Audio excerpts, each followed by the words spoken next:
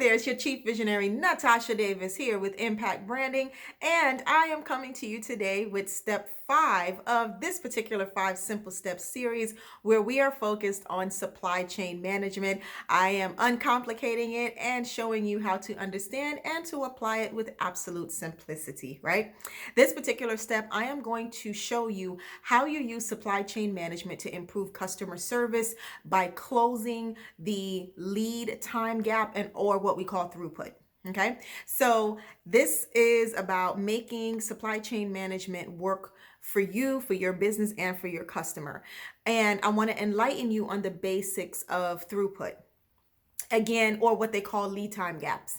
I'm often reminding my clients and my team that if we don't measure process, then we can't evaluate progress. If we don't measure the process, we can't evaluate the progress. So you want to make sure that your daily operations are measurable because it helps the business to consistently improve their performance and their efficiency, which is important.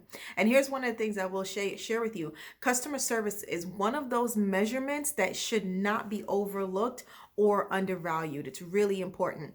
Having excellent customer service is an expectation of customers. It's not a USP for your business. And a lot of people start their business and they think, well, our USP, what makes us stand out, we're unique because we have excellent customer service. Well, newsflash, that's an expectation. No one purchases with the intent or the expectation I'm going to get crappy service, right? So, customer service is and good customer service is an expectation. It is not a USP. However, using supply chain management to consistently monitor and improve on your customer service can be best done by understanding your throughput, or what some people will call lead time gaps. And again, this can be done with product and a service-based business, as when you're delivering those things.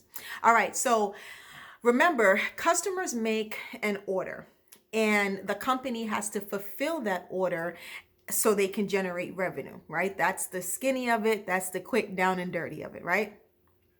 Remember in step 3 of this particular series, I taught you about the standard operational flow of supply chain management and those 3 very important people that you need to consider.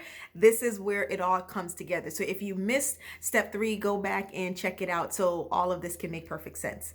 All right, so simply stated, throughput is the wait time or the process time taken to procure and produce a customer order before getting the final product or service to the customer, which we know as order fulfillment. Right? So throughput is the wait time or the process time, that the lingering time that, from beginning to end before it's actually delivered to the customer, out for the customer. Now, understanding throughput is the game changer. This is the game changer here, especially with our service-based companies. I'm going to give you real examples. I'm going to show you how to quickly calculate your throughput. Real simple. You don't have to be a mathematician here, but you do need to understand your business and understand your numbers. I've come across people and I said, well, how long does it take to deliver a product, or how long does it take you to implement this or fulfill this order or execute this part of the project? And sometimes I'll come across individuals, they really don't know. Well, you really have to know, how long does it take you to get the final product or service to the customer? This is what's going to help you to gauge not only in revenue that's coming in, the timing of revenue, but also the customer service and how that engagement is going. All right, as a business owner and a leader, you always are thinking about, how fast can I get the final product and service to my customer? And in return, how do I get revenue to the company? I have to time all these things. So the basic calculations for throughput is inventory divided by time is going to equal your throughput. Throughput is also referred to rate. So some of you, if you're familiar with throughput, you'll see throughput classified as rate. Now, after you get inventory divided by time is going to give you your throughput or your rate. You then take that throughput and then you multiply it by the cost to the end user. This is how you're going to determine how much revenue you're making per hour based on your production, based on the way that you're turning things out. This, the guesstimation thing doesn't work. You know what I'm saying? Well, I need to make $100 an hour. Okay, are you actually making $100 an hour? Are you actually making 4,000 an hour, 5,000 an hour? Are you actually doing it? So, pulling it out of the air is cute and everything, but there's actually a way to calculate how much are you actually producing in an hour. So I'll give that to you. So let me give you a few tangible examples so you can put things into perspective. So let me start with the product-based business. So let's say, for instance, we have a product-based business, and this business has to mobilize 500 units. They got 500 units that are being produced every 8 hours in an 8-hour shift.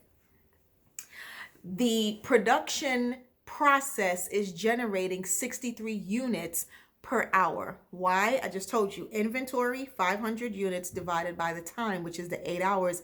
That's your throughput rate, the 63. Now, how much does each unit cost when it's sold? Let's say each unit cost about $100, right, to the end user. The consumer or the customer is purchasing it for $100. Well, the business is producing $6,300 per hour. That is one way. That is how you're tracking your revenue, and you're tracking your delivery time with precision. Right? I say we don't do things just kind of by happenstance. We do things with precision, with strategy. We want to know exactly what we're doing. So that's a product-based example. So let's play with the service-based business, for example, right? Because a lot of people are like, supply chain management is not for service. Actually, yes, it is. And in service, you really got to know what you're doing and how you're getting the end product, making it accessible to your customer, right? So let's say, for example, service-based business, say you do websites, and you're doing about 5 websites, which are your units, which is your inventory. 5 websites can be designed in 10 hours. Well, then your production process is generating a throughput of 0.5 units or 0.5 websites per hour. So again, remember, the calculation is inventory divided by time is going to give you your throughput rate. So we had 5 websites divided by 10 hours is going to give you 0.5. So like, how much are these websites going to cost? Because we want to understand what's the revenue, opportunity for the company. Well, let's say the websites cost about $800 when they're completed. Well, at $800, you're producing $400 per hour. Right? Now that's how you're tracking your revenue, and also tracking the delivery time in a service-based business. The thing that you don't want to do is tell a customer it'll be done in X time when you know it's not going to be done in X time, especially when it comes to things that people are waiting for. Customer service, right? Consistent revenue, timed revenue. That's really important. Timed revenue. So as you can see, throughput makes the difference between keeping and losing a customer. And it also makes a difference in generating consistent revenue, understanding your timed revenue. And who doesn't love happy customers and consistent revenue? I mean, we do over here, right? All right, so there you have it. Insight into 5 simple steps to understanding and applying supply chain management with simplicity. And if you haven't already subscribed to the Impact Branding Videos YouTube channel, click that button down below and hit subscribe so you can stay up to the times when we have some new information for you.